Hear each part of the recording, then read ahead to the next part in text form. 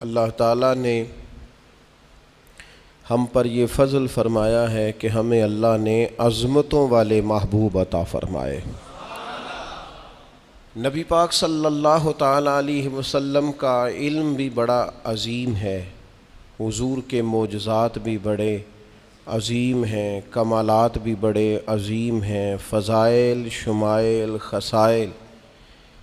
حضور کو اللہ تعالیٰ نے جس زاویے جس سمت سے عطا فرمایا ہے تو عظیم ہی بنایا ہے، لیکن قرآن مجید میں ارشاد فرمایا کہ وَإِنَّكَ لَعَلَىٰ خُلُقٍ عَظِيمٍ، محبوب بے شک آپ کے اخلاق بھی بڑے ہی عظیم ہیں، آپ عظیم خلق پر ہیں، عظیم اخلاق کے مالک ہیں۔ ایک ہوتی ہے خلق، ایک ہوتا ہے خلق۔ خلق کہتے ہیں انسان کی ظاہری تخلیق کو، اس کی ظاہری خد و خال کو، صورت کو، اور خلق کہتے ہیں اس کے باطنی اوصاف کو، اس کی سوچ کو، اس کی نرم دلی کو، اس کے اچھے جذبات کو، اس کے خلوص کو، اس کی عاجزی کو، اس کی محبت کو، اس کے للہیت کو، اس کے باطن کے اندر جو لوگوں کے لیے اچھے جذبات ہوتے ہیں، اس کو خلق کہتے ہیں۔ اللہ تعالیٰ نے حضور کو جو خلق عطا فرمائے وہ بڑے ہی عظیم عطا فرمائے۔ نبی پاک علیہ الصلاۃ والسلام کے اخلاق کے اندر جو کمالات تھے وہ ذرا انفرادی تھے۔ ہمارا آج جو سب سے بڑا مسئلہ ہے وہ نہ اقتصادی ہے نہ معاشرتی ہے، ہمارا سب سے بڑا مسئلہ اخلاقی مسئلہ ہے۔ قومیں، ملتیں، قبیلے جب اخلاق چھوڑ جاتے ہیں اور جب وفاداری چھوڑ جاتے ہیں اور جب عظمت کردار چھوڑ جاتے ہیں تو وہ خود بخود بیک ہونے لگتے ہیں، وہ پیچھے ہٹنے لگتے ہیں۔ بہت سارے لوگ بام عروج پر ہوتے ہیں، آگے نکلتے ہیں، لیکن اپنی اخلاقی کمزوریوں کی وجہ سے وہ پستیوں کی طرف سفر شروع کر دیتے ہیں۔ انسان کے لیے سب سے زیادہ ضروری یہ ہوتا ہے کہ وہ اخلاقی مضبوطی اپنی طبیعت میں پیدا کرے۔ بہت سارے دوست لوگوں سے پیار کرتے ہیں، لیکن بعد میں جب وہ ان کا اخلاقی رویہ دیکھتے ہیں تو خود بخود پیچھے ہٹ جاتے ہیں۔ ایک ہوتا ہے دوست کا ہونا، احباب کا ہونا، ایک اپنے قریبی لوگ بھی، بہن بھائی بھی اور اولاد بھی انسان کی اخلاقی کمزوریوں کی وجہ سے اس سے پیچھے ہو جاتی ہے۔ جب تک رویے میں، مزاج میں اخلاقی بلندی پائی جاتی ہے، نبی پاک صلی اللہ تعالیٰ علیہ وسلم نے فرمایا تم میں سے بہترین مسلمان وہ ہے جس کے اخلاق زیادہ اچھے ہیں، جس کی عادات زیادہ عمدہ ہیں، جو عظمت کردار کا حامل ہے۔ مزاج میں وفاداری ہونی چاہیے، مزاج میں خیر خواہی ہونی چاہیے۔ انسان بعض لوگوں کے لفظوں میں عاجزی ہوتی ہے، ویسے وہ عاجز نہیں ہوتے، ملتے بھی جھک کے ہیں، لیکن ویسے عاجز وہ کہتے ہیں میں نے شیشے میں اتار لیا ہے، میں تیز آدمی ہوں، دیکھا میں نے اس کو بھی قائل کر لیا ہے۔ وہ لفظوں کے لحاظ سے، جھکاؤ کے لحاظ سے عاجز ہوتے ہیں، فی نفس سے ہی عاجز نہیں ہوتے۔ کچھ لوگ جملے کے لحاظ سے، اٹھنے بیٹھنے کے لحاظ سے، آؤ بھگت کے لحاظ سے خدمت گزار ہوتے ہیں، ویسے وہ خدمت گزار نہیں ہوتے۔ کچھ لوگ ایسے ہوتے ہیں جو اچھے جملے ترتیب دے کے کسی کو قائل تو کر لیتے ہیں، اس کو اپنی ہمدردی کا اظہار تو دلاتے ہیں، اشک شوئی تو کرتے ہیں، تسلی تشفی تو دیتے ہیں، ویسے خیر خواہ نہیں ہوتے۔ ویسے وہ بڑی اچھی دھیمی باتیں کر کے کہیں گے کہ یار کوئی مسئلہ نہیں، تو پریشان نہ ہو، تو ٹینشن نہ لے، میں تیرے ساتھ ہوں، پر نہیں نہ ساتھ ہوتے یار۔ زندگی میں وہ عجیب لمحہ تھا، وہ میرے ساتھ تھا پر میں تنہا تھا، ساتھ ہی تھا بندہ پر میں لوگوں کے ہجوم میں بھی اکیلا ہی تھا۔ اپنے اخلاقی رویے میں، خلق میں، مزاج میں، یعنی ڈھل جائے طبیعت انسان کی، اس کے رویے عمدہ ہو جائے اور یہ کام کشید نہ کرنا پڑے اسے۔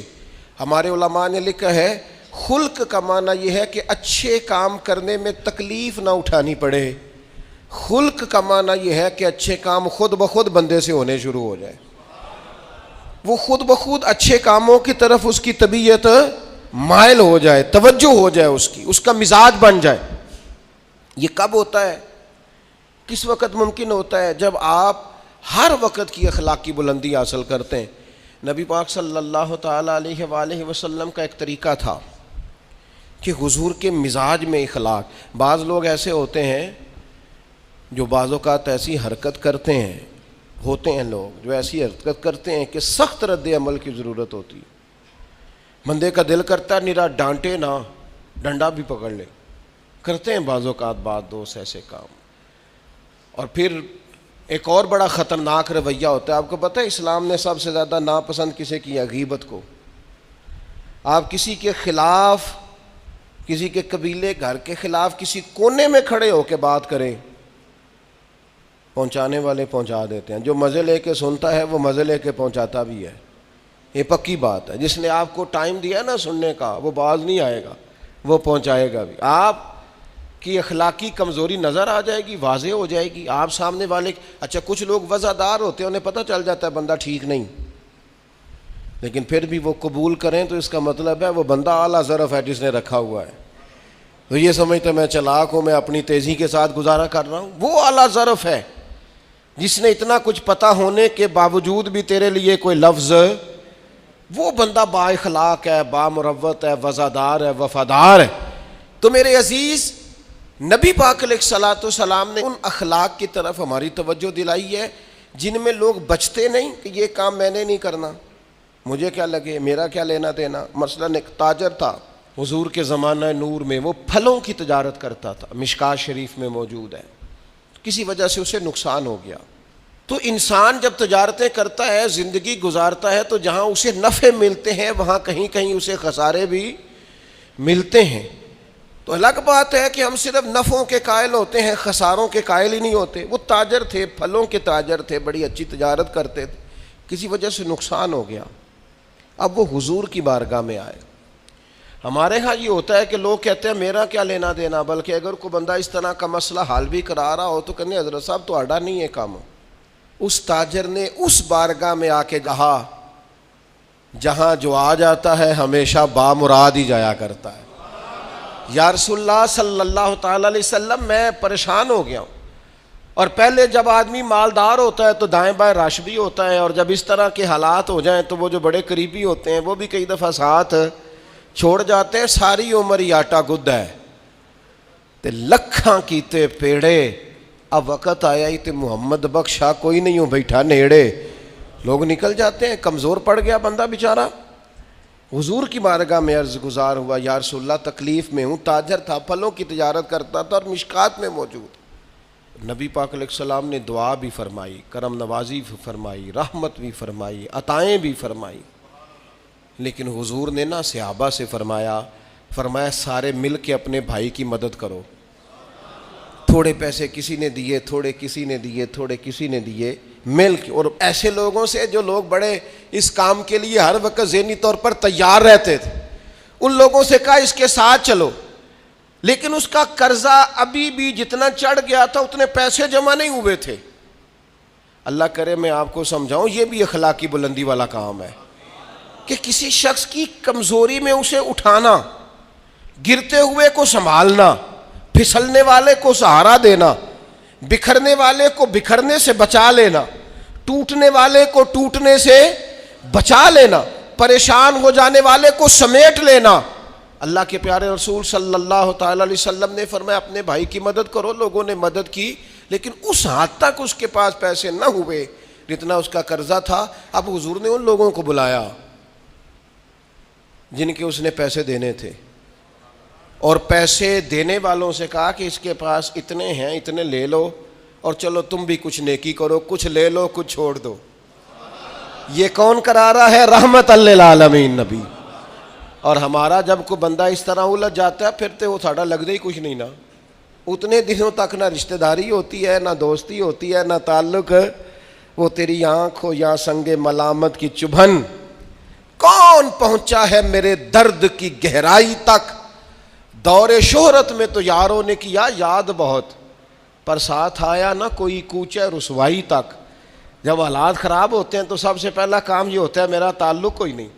اور جب ٹھیک ہوتے ہیں تو پھر بڑی لمبی رشتہ داری نکلتی ہے، او ہو کہتے ہیں وہ بڑی دور کے میرے قریبی تعلقات ہیں، بڑا دور کا رشتہ ہے اور میرا بڑا قریبی لین دین ہے. تو بڑی عمدگی سے لوگ بڑی دور شہرت میں تو یار ہونے کی یا یاد بہت، پر ساتھ آیا نہ کوئی کوچائے رسوائی تک. جو عرض کرنے جا رہا ہوں اس پر آپ نے زیادہ غور کرنی ہے کہ اگر کوئی آدمی گر رہا ہو تو گرتی دیوار کو دھکا نہیں دینا، اسے سنبھالنا ہے. اس شخص کو وہ یار حالات ہو جاتے ہیں اوپر نیچے، انسان کمزور پڑ جاتے ہیں. راہ چلتے چلتے کئی دفعہ گاڑی کا صرف پیٹرول ہی ختم نہیں ہوتا، جو مفت میں پانی ملتا ہے کئی جگہوں پہ وہ بھی ختم ہو جاتا ہے، اور قریب قریب اس کی بھی کوئی شناخت نہیں ہوتی. کئی دفعہ صرف اور صرف پیٹرول کا مسئلہ ہی نہیں ہوتا، وہ جو 20 روپے میں ہوا ٹائر میں بھری جاتی ہے کئی جگہوں پہ وہ بھی نہیں ملتی.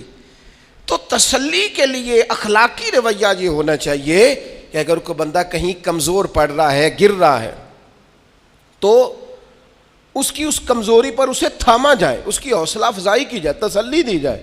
لیکن ہمارا یہ ماحول نہیں ہوتا. میں اکثر کہتا ہوں دوستوں سے کہ جو آدمی اپنے گھر کی تیسری منزل شروع کرتا ہے نا، تیسرا لینٹر ڈالتا ہے، اسے سارے جا کے بھائیا کو کم ہو جاتے دسی، بھائی ہونے کیوں دسنا ہے، مالدار آدمی ہے تیسرا لینٹر ڈال رہا ہے.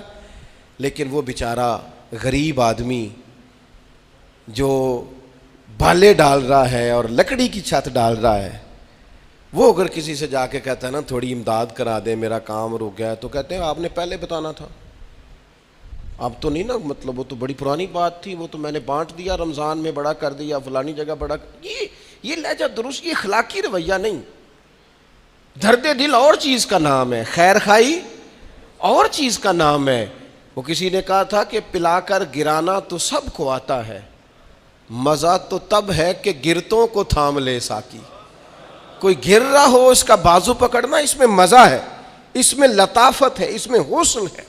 اور ایک دوسرا اخلاقی رویہ جس کی بہت زیادہ ضرورت ہے، جو ہمارے زیادہ ساتھ ہوتے ہیں نا، غلطیاں بھی انہوں نے ہی کرنی ہوتی ہیں. جو آپ کے ساتھ نہیں انہیں آپ کو معاف بھی نہیں کرنا پڑتا. معاف کسے کرنا پڑتا ہے؟ جو اپنے معاف کسے کرنا پڑتا ہے؟ اپنے خادم کو. اگر آپ آفیسر ہیں تو اپنے ملازم کو. معاف کسے کرنا پڑتا ہے؟ اپنے بہن بھائیوں کو، رشتہ داروں کو، اہل خانہ کو. معاف کسے کرنا پڑتا ہے؟ اپنے شاگردوں کو، ارادت مندوں کو، دوست احباب کو. اپنوں کو معاف کرنا ہوتا ہے. کسی کے ساتھ آپ کا کئی دفعہ دوست آ جاتے ہیں، میں عمرے پہ جا رہا ہوں، کوئی غلطی ہوئی تو معاف کر دینا. تو میں کہتا ہوں مجھ سے آپ کیا معافی مانگیں گے، آپ ادب سے مل کے چلے جاتے ہیں. جن کے ساتھ آپ کا اٹھنا بیٹھنا ہے ان سے معافی مانگیں. جو زیادہ قریب رہیں گے غلطیاں بھی تو وہی کریں گے نا، جو روز مانتے ہیں، کسی وقت سستی بھی دکھاتے ہیں. تو معاف تو کرنا ہوتا ہے اپنوں کو. ایک خاص بات کروں آپ سے، بیٹیوں کو معاف نہیں کرنا پڑتا، معاف بہو کو کرنا پڑتا ہے. کر کے تو دیکھو نا یار. ایک معیار ہے بیٹی کے لیے، وہ بیاہ کے کسی جگہ گئی ہے، اس کی شکایت آئی ہے، تو ہمارا جواب یہ ہے کہ ابھی بچی ہے، سیکھتے سیکھتے سیکھ جائے گی. یہ جواب بنائیں بہو کے لیے. اگر وہ غلطی کرے، اس کی ساس شکایت کرے، اس کا خاوند شکایت کرے، تو یہ بہو کے لیے بولیں کہ ابھی بچی ہے، سیکھتے سیکھتے. یہ بہو کے لیے بات کریں کہ بچی ہے، سیکھتے سیکھتے. یہ بہو کے لیے ضرورت ہے اس کی. بیٹی کے لیے تو اس کی ضرورت، بیٹی غلطی کرے تو اس کے وکیل بن جاتے ہیں.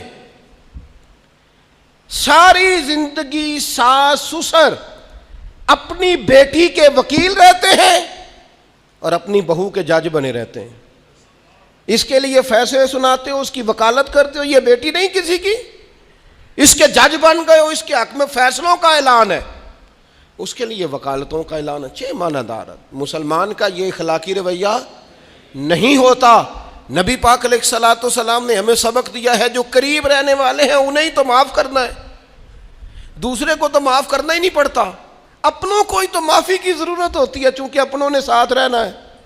حضرت انس بن مالک رضی اللہ تعالیٰ عنہ یہ بڑے خوش نصیب خوش بخت انسان ہیں.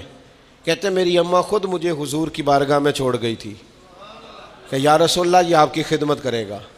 کہتے میں نے 10 سال حضور کی نوکری کی ہے، نبی پاک نے کبھی اوف بھی نہیں کہا. بلکہ بخاری مسلم میں ایک انوکھی بات موجود ہے. فرماتے ہیں مجھے ایک دن حضور نے فرمایا جا یہ کام کر کے آ. کہتے میرے دل میں یہی تھا کہ فوراً جاؤں گا. اسی طرح لفظ موجود ہیں, میرے دل میں تھا جاؤں گا کر کے آؤں گا. حضور نے فرمایا کر کے آ. دل میں پکا ارادہ تھا جاؤں گا, لیکن اپنی زبان سے میں نے کہا حضور میں نے کوئی نہیں جانا. یہ کیوں بات کی؟ یہ ذرا لاڈ کے ساتھ کی, یہ ذرا ناز کے ساتھ کی, یہ ذرا نا محبت کے ساتھ کی, یہ ذرا حضور جو پیار کرتے تھے نا اس پیار کو سامنے. حضور میں نے نہیں جانا. تو کہتے ہیں حضور تھپکی دے کے, یہ غلام سے بات ہو رہی. حضور فرمانے لگے چل نہ تجھے کہا ہے نہ جا کر کے آ. کہتے میں چلا گیا, اسی ارادے سے گیا تھا جاؤں گا, لیکن رستے میں جب میں گیا تو بچے کھیل رہے تھے, میں نے بھی کھیلنا شروع کر دیا. کھیل رہا ہوں دیر ہو گئی. حضور نے بھیجا تھا کسی کام. اب جب زیادہ دیر ہوئی تو کریم گھر سے نکلے, اور جب حضور نے مجھے دور سے دیکھا اور مجھے کریم کے آنے کا پتہ چلا تو اب میں ڈرا. اب میرا انداز بڑا جدا گانا ہو گیا چونکہ حضور نے بھیجا تھا. یہ تو خادم کی بات ہے نا. سچی گل دسیا جی اپنا منڈا بھی کدے نہ جائے تے تینوں میں کلیا سی, تو گیا کیوں نہیں؟ ناراض نہیں ہونا آپ نے, لیکن چلو بچہ ہے, کسی وقت دیر سویر بھی ہو ہی جاتی ہے, کیوں اتنی سختی کرتے ہیں؟ حضرت انس بن مالک کہتے ہیں جب حضور کو آتے دیکھا تو میں پوری طرح ڈر گیا, لیکن کریم محبوب جب میرے قریب آئے اور مجھے ڈرا ہوا دیکھا نا تو پھر رحمت للعالمین محبوب کی رحمت کا بادل چھایا. اور جب حضور مجھے دیکھ کے ہنسے نا, بس وہ ہنس گئے اور میرا کام بن گیا. بس کریم تھوڑی دیر ہوئی, ایک آیا کالیاں زلفاں والا, ایویں دو کڑیاں میرے من وچ رکیا تے کر گیا نور اجالا.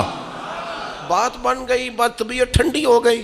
تو حضور فرمانے لگے میں نے کہا تھا جاؤ, گئے نہیں. اب جب حضور مسکرا گئے تو بات ہی ختم ہو گئی. یا رسول اللہ صلی اللہ علیہ وسلم جانے لگا ہوں. تو حضور نے پھر شروع سے بات شروع کر دی. حضور جانے لگا ہوں. فرمایا جا دوڑ کے آ, پھر جو کہا تھا وہ کر کے آ. لیکن وہ بیچ میں جو دیر ہوئی تھی, وہ جو لیٹ ہوئی تھی, اور جو میں کہہ کے آیا تھا میں نے نہیں جانا, حضور نے اس بات پر مجھ سے کوئی سختی نہیں کی. میرے عزیز, اپنوں نے تو غلطی کرنی ہے, معاف کس کو کرنا ہے؟ اپنوں کو. لیکن ہم نے باہر ساری دنیا کو معاف کر دیا ہے, اپنوں کو ہم معاف کرنے کو تیار نہیں. اپنوں کو معاف کرنا ہے, اپنوں سے درگزر. اور پھر آپ اگر کوئی دینی تعارف رکھتے ہیں, آپ نمازی ہیں, آپ حاجی صاحب ہیں, آپ بزرگ ہیں, آپ شیخ ہیں, تو پھر تو آپ کے اخلاق میں اور زیادہ وسعت ہونی چاہیے. جیسے جیسے بندے کی عمریں بڑھتے جائیں نا, ویسے ویسے اسے میٹھا ہونا چاہیے, کڑوا نہیں ہونا چاہیے. جیسے جیسے اس کی تسبیح بڑھتی جائے ویسے ویسے اس کا لہجہ بھی وسیع ہونا چاہیے. اس کے مزاج کے اندر دینی اگر آپ تعارف رکھتے ہیں تو پھر تو آپ کو, میں آپ سے عرض کروں, میں کئی دفعہ دوستوں سے شکوہ کرتا ہوں, میں کہتا ہوں یار ہم تو جو کہنا چاہتے ہیں وہ بھی نہیں کہہ سکتے. ہم تو سونا چاہتے ہیں, ڈھب سے سو نہیں سکتے, ڈھونڈتے پھرتے ہیں جگہ ملے کوئی آرام کرنے کو. کیوں؟ اس لیے کہ دینی تعارف رکھتے ہیں. آپ نے وہ دعویٰ ہی نہیں کرنا تھا, یہاں تے چٹی چادر لا دے نا کڑیے تے پین فقیراں دی لوئی, چٹی چادر تے پھر داغ لگیندا ہی, تے لوئی نو داغ نہ کوئی. جب آپ کا دعویٰ ہے کہ ہم نے کام کرنا ہے اور بڑی اوپر والی سطح پہ کرنا ہے, تو پھر آپ آرام ڈھونڈتے پھریں, پھر آپ قرار ڈھونڈتے پھریں. تو یہ تو دو باتیں ہو گئی. ایک بات کرنی پڑے گی, دینی تعارف رکھنے والے آدمی نے اگر اس نے دین سکھانا ہے اپنے بچوں کو, اپنے گھر والوں کو, تو حسن اخلاق سے سکھائے گا. وہ اگر ڈنڈا پکڑ لے ہر وقت, سختی بھی کریں جہاں ضرورت ہو, لیکن اگر اس کا لہجہ ہی ہمیشہ کے لیے تلخ ہو جائے گا تو وہ کبھی بھی دین سکھانے میں کامیاب. انسان بہت سارے دینی غلطیاں کرتے ہیں. میں بہت سارے لوگوں کو دیکھتا ہوں وہ اس طرح تنقید کر رہے ہوتے ہیں جیسے انہوں نے پہلے اسے پورا درس نظامی پڑھایا ہے, اصول پڑھائے ہیں, تو اب غلطی کر رہا ہے تو تنقید کر رہے ہیں. بھئی عام آدمی ہے, اس سے غلطی ہوگی. بڑی اہم بات بھی, بہت بڑا آدمی بنیادی بات سے بھی کسی وقت ناآشنا ہو سکتا ہے, لیکن آپ کے لہجے میں سختی ہے, آپ بات کرتے ہیں تو تلخ کرتے ہیں, آپ سے کوئی دینی کلام کیا جاتا ہے تو آپ سخت ہیں. دینی لوگوں کو چاہیے کہ وہ دین سکھائیں تو اس میں بہت زیادہ اخلاق کا خیال رکھیں. غلطیاں کریں گے لوگ. اگر آپ عالم ہیں اور آپ کے پاس کوئی دینی معلومات ہیں تو پھر آپ کو اس کی خوبصورتی کا بھی پتہ ہونا چاہیے آپ نے. حضرت معاویہ بن حکم رضی اللہ تعالیٰ عنہ کہتے ہیں میں نے حضور کی مسجد شریف میں نماز پڑھی تو ایک شخص کو نا چھینک آئی, یہ بھی بخاری مسلم میں موجود, تو میں نے نماز میں کہہ دیا یرحمک اللہ, یہ چھینک آنے کا جواب ہوتا ہے, میں نے یہ نماز میں کہہ دیا. تب بہت سارے لوگ مجھے گھورنے لگ گئے, کچھ نے اپنے ہاتھ بھی مارے زانوں پر کہ یہ کیا کر رہے ہو, نماز میں بول رہے ہو. فرماتے ہیں نماز مکمل ہوئی, اور یہ لفظ ہے حضرت معاویہ بن حکم رضی اللہ تعالیٰ عنہ کے, فرمانے لگے قسم اللہ کی میں نے حضور سے بہتر سمجھانے والا نہ پہلے کبھی دیکھا ہے نہ بعد میں کبھی دیکھا ہے. فرماتے ہیں نہ حضور نے مجھے مارا نہ ڈانٹا, بلکہ جس طرح ایک بچے کو گویا ٹریٹ کیا جاتا ہے, سمجھایا جاتا ہے. حضور فرمانے لگے اللہ کے بندے نماز میں کوئی اور بات نہیں کرنی چاہیے, صرف اللہ کی تسبیح پڑھنی چاہیے, اس کے اسماء کا ذکر کرنا چاہیے یا قرآن پاک پڑھنا چاہیے. نماز میں کوئی اور کلام کرنے کی اجازت نہیں ہے. ہمارے ہاں لوگ دینی مسئلہ سمجھاتے ہیں تو اتنا ان کے مزاج میں تلخی ہوتی ہے بعض اوقات, اللہ ماشاءاللہ. کچھ لوگوں کی طبیعت اتنی کرخت ہوتی ہے, بچہ نماز پڑھ رہا ہے اور حاجی صاحب اس کے ساتھ کھڑے نماز پڑھ رہے ہیں, لیکن وہ اس کو کھڑا کر رہے ہیں تو یوں کندھے سے ہلا کے, تینوں آج تک نہیں پتا نماز ہے کہ یہ آپ دین سکھا رہے ہیں. یہ اخلاقی رویہ دین سکھانے کا, یہ لب و لہجہ دین سکھانے کا, قطعاً ایسا کوئی کام نہ کریں. میں تو یہ مدارس کے اساتذہ سے بھی کہتا رہتا ہوں, میں کہتا ہوں نبی پاک نے کبھی کسی کو نہیں مارا. آپ بچوں کو ڈانٹیں, کریں کچھ, لیکن وہ رویہ آپ اختیار نہ کریں جس کی دین اجازت نہیں دیتا. تو اخلاقیات میں ان چیزوں کا ضرور خیال کریں. ایک روایت اور عرض کر دوں آپ کو. حضرت جابر ابن عبداللہ رضی اللہ تعالیٰ عنہ فرماتے ہیں میرے والد احد میں شہید ہو گئے تھے, میرے ذمے بہنوں کا بوجھ بھی تھا اور قرضہ بھی تھا. اللہ کے محبوب علیہ السلام نا مختلف طریقوں سے مختلف انداز میں میرے اوپر کرم نوازیاں فرماتے. نوازنے کا طریقہ, آپ نہ کسی کو نوازیں بہانے سے. میں نے بعض بزرگوں کو دیکھا ہے کسی بچے کو ادارے میں خانقاہ میں کمزور دیکھتے, وہ سریلا بھی نہیں ہے, اسے کہتے چل پتر نعت سنا, وہ نعت سنا رہا ہے تو اسے نذرانہ دے رہے ہیں, چل بیٹے تلاوت سنا, چل تقریر سنا, کسی بھی طریقے سے اس کو تسلی ہو رہی. اور اس طرح کا رویہ نہ اپنایا جائے کہ وہ مانگنے والا بن جائے. یہ اخلاقی بلندی ہوتی ہے آپ کی کہ آپ کسی شخص کو بہانوں سے نوازیں. اس طرح کا ماحول نہ بنائیں کہ آپ اسے کہیں کہ چونکہ تو کمزور ہے, غریب ہے, فقیر ہے, لہذا تجھے دے رہا ہوں.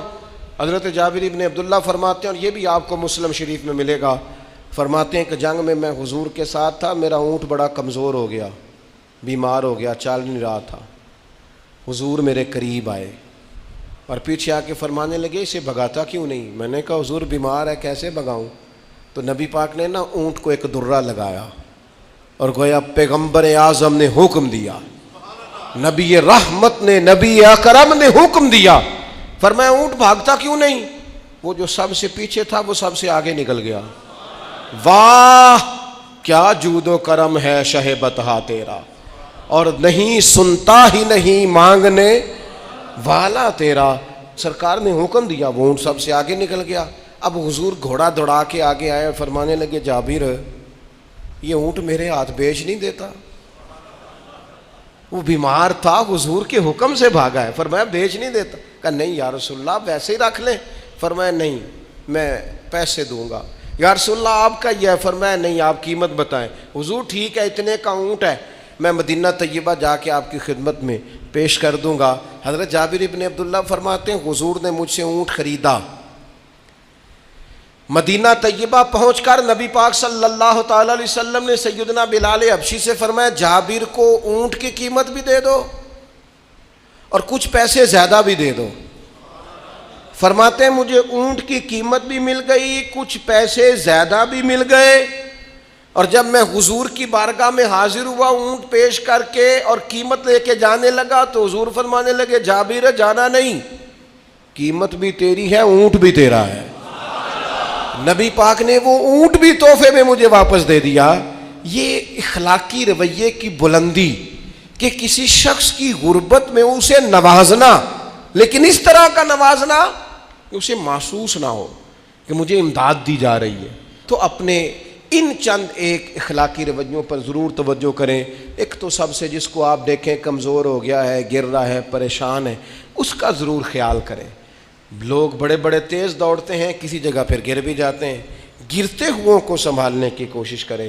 دوسری گزارش یہ کی ہے میرے عزیز، جو ہمارے قریبی لوگ ہیں انہیں تو ہم نے معاف کرنا ہے، اپنوں کو ہی تو ضرورت ہوتی ہے کہ درگزر کر کے اپنے ساتھ رکھا جائے، پیار کر کے اپنے قریب کیا جائے۔ اور تیسری گزارش یہ ہے کہ اگر آپ کسی کو دینی پیغام دینا چاہتے ہیں تو نہایت محبت کے ساتھ، نہایت خلوص کے ساتھ دینی مسئلہ آپ کسی کو بھی بتائیں تو اسے چھوٹا بچہ سمجھ کر آپ ڈیل کریں، شدت نہ اختیار کریں دین بتانے میں، وہ لہجہ اختیار نہ کریں جس لہجے میں محسوس ہو کہ آپ خود بااخلاق نہیں ہیں تو آپ کسی کو کیا سمجھائیں گے۔